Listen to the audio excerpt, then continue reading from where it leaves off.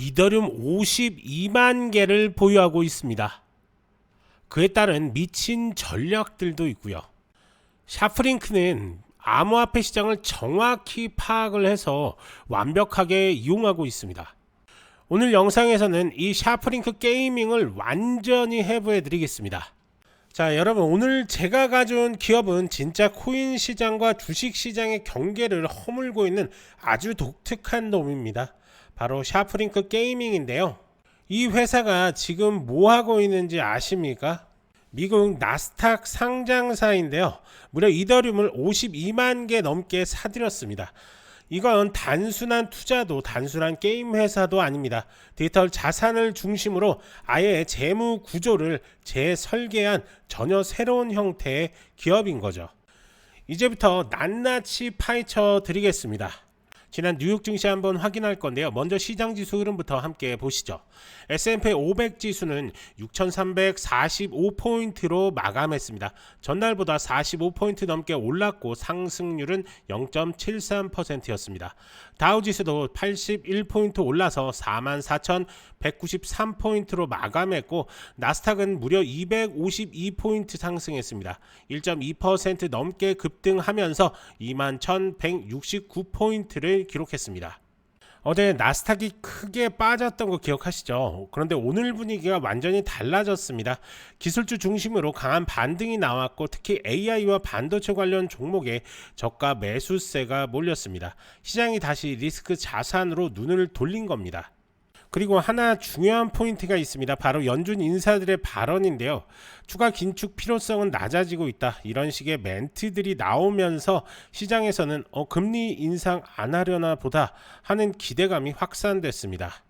게다가 미국 고용시장 관련 지표에서 고용이 살짝 둔화되는 모습이 포착되면서 경기관 우려도 좀 진정됐습니다.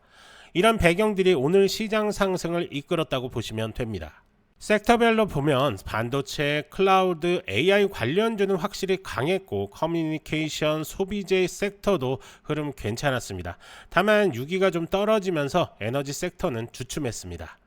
거래량도 활발했습니다. S&P 500은 32억 주 넘게 거래됐고 나스닥은 77억 주가 넘는 거래량이 나왔습니다. 시장에 돈이 들어오고 있다는 신호죠. 오늘 시장을 이끈 건 단연 기술주였습니다. 정리해보면 고용 둔화, 비둘기파적 연준 발언, 기술주 반등 이 세 가지가 오늘 시장 상승의 핵심 키워드였습니다. 하지만 아직 끝난 건 아닙니다. 이번 주 후반에 소비자 물가지수랑 생산자 물가지수가 발표되는데 이 데이터가 다시 시장 분위기를 바꿔놓을 수도 있습니다. 특히 잭슨홀 회의를 앞둔 연준의 금리 스탠스를 점검하려면 이번 CPI가 아주 중요하겠죠. 그래서 아직은 낙관하기보다는 데이터 확인 후에 방향을 잡는 전략이 더 좋아 보입니다. 여러분이 지금 보고 계신 채널은 평생 안정적으로 투자할 수 있는 정보를 설명해드리고 종목 투자에 대한 모든 정보를 공유해드리고 있습니다. 화면에 보이는 전화번호 010-9965-0309번으로 숫자 1만 문자 보내주시면 실시간으로 정보를 받아보실 수 있습니다. 샤프링크 게이밍은 2021년 나스닥 상장 기업으로 원래는 스포츠 베팅 및 아이게이밍 플랫폼 솔루션을 개발하던 기술 중심 회사입니다. 하지만 최근 몇 개월 사이 전혀 다른 전략으로 주목받고 있습니다. 바로 디지털 자산, 특히 이더리움을 핵심 자산으로 편입하고 이를 통해 기업 가치를 재설정하고 있다는 점입니다. 기존 게임 소프트웨어 업체에서 일종의 웹3 재무혁신 기업으로 탈바꿈하고 있다고 해도 과언이 아닙니다. 2025년 7월 말부터 8월 초까지 이 회사는 ATM 방식으로 2억 6,450만 달러를 조달했고 이 자금으로 이더리움을 대량 매수했습니다. 단기간에 83,561개의 이더리움을 평균 단가 3,634달러에 샀고 총 보유 이더리움의 수량이 52만 1,934개에 달합니다. 이건 뭐 그냥 코인 좀 산 기업이 아니라 거의 기업형 고래가 됐다는 뜻입니다. 샤프링크는 이더리움을 단순히 보유만 한 것이 아닙니다. 스테이킹을 통해 이더리움을 굴리고 있는 거죠. 현재까지 버려들인 이더리움 스테이킹 보상은 929개나 됩니다. 달러 기준으로 약 330만 달러가 넘습니다. 결국 이 회사는 현금을 조달을 하고 이더리움을 매수를 하고 스테이킹으로 수익화를 하면서 이더리움의 자산 가치를 상승시키고 있다. 즉 회사 자체의 자산 가치를 올리고 있다라고 이렇게 볼 수가 있습니다. 이렇게 4단계의 파이프라인을 구축한 셈이다라고 이렇게 볼 수가 있는 거죠. 재미있는 지표도 있는데요. 샤프링크 게이밍이 발표한 지표 중 하나가 바로 이더리움 컨센트레이션입니다. 이 개념을 좀 정리를 해드리면 이더리움 컨센트레이션은 희석 주식 1000주당 보유한 이더리움의 수량입니다. 이 지표는 샤프링크 게이밍이 발표한 자태 디지털 자산 가치 지표입니다. 기본 보통주뿐만 아니라 워런트, 스톡옵션, RSU 등 잠재적 희석 주식까지 고려한 계산이죠.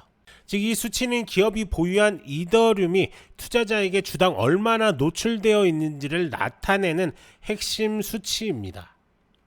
자, 이 변화를 한번 보시면 6월 2일 날 2.00이었습니다. 그리고 7월 말에 3.40, 8월 3일 날 3.66까지 올라갑니다. 자, 이건 투자자 입장에서 엄청 의미 있는 수치입니다. 즉 샤프링크 주식 1000주를 보유하면 이더리움 3.66개만큼의 가치가 있다는 뜻인 거죠.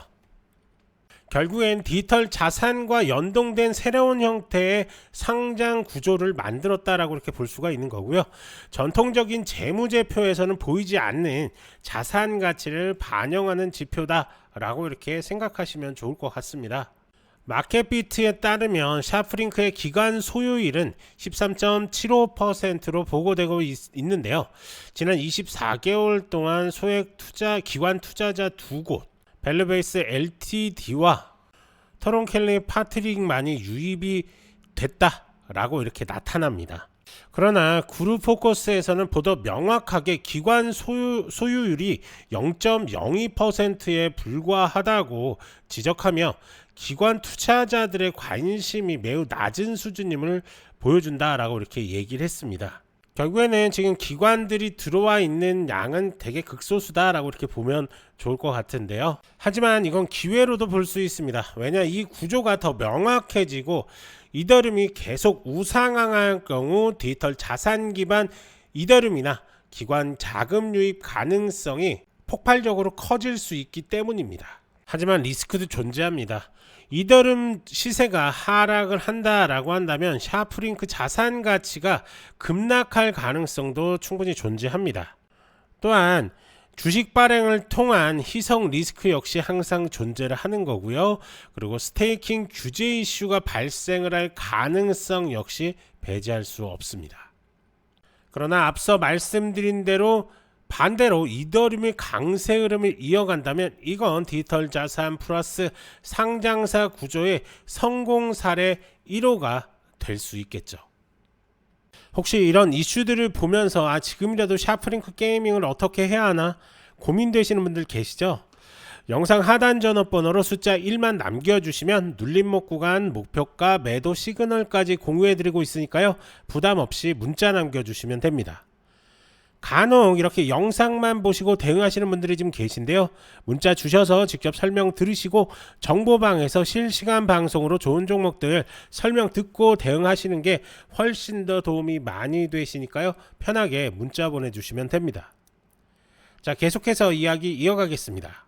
자, 우선 차트를 한번 볼 건데요. 1997년도에 상장이 됐고요. 상장되고 나서 큰 폭의 상승도 2000년도 들어오면서 상승이 나왔습니다. 이때는 뭐 밀레니엄 시대다라고 해가지고 엄청나게 이 섹터가 좀 많이 크게 올라갔었던 그런 섹터였죠. 그 이후에 계속적으로 주가는 하락하는 모습을 보였고요. 최근 들어서 엄청난 급락까지 나왔던 모습 확인할 수가 있습니다. 하지만 최근 들어서 지금 보시는 게 바로 이 거래량입니다. 이 거래량들이 엄청나게 터졌죠. 그러면서 지금 주가가 꿈틀거리고 있는 모습을 확인할 수가 있습니다. 자, 최근 움직임을 좀 확대해서 보시면 명확하게 아실 수가 있는 게 이 엄청난 거래량들 엄청 터졌습니다. 그러면서 지금 보시는 것처럼 급등 후에 조정, 그리고 바닥권 다졌고요.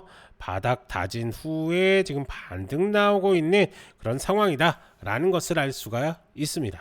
자, 어찌됐던 이 급등 이후에 구름대를 돌파가 나왔을 때 우상향으로 돌파가 나왔습니다. 자, 여기서 이게 왜 중요하냐면 이게 돌파가 나올 때 이런 식으로 흘러가면서 바닥권을 다시 리테스트 하는 경우들이 상당히 많았습니다. 하지만 샤프링크 같은 경우는 돌면서 상승 기류를 먼저 탔다. 그 이후에 눌림목, 그리고 다시 한번 상승 기류. 결국에는 이 부분이죠. 구름대 하단 부위를 막고 이런 식으로 떨어질 수도 있습니다. 하지만 구름대 돌파 나온다면 다시 한번 전고점을 뚫어주는 그런 움직임 가져갈 가능성 상당히 높구나 라고 이렇게 보여지는 겁니다. 하지만 아직까지 샤프링크 같은 경우는 순이익이 너무 떨어져 있습니다. 그게 가장 큰 리스크인데요.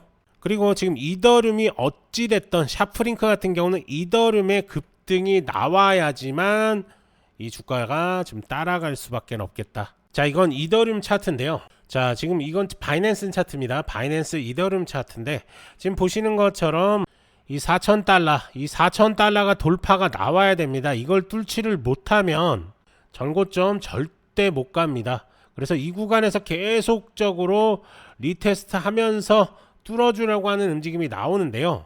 뭐 비트라든지 뭐 리플이라든지 이런 코인에 비해서 이더리움은 올해 들어와서 이 전고점을 뚫어주는 모습이 나오지가 않았습니다.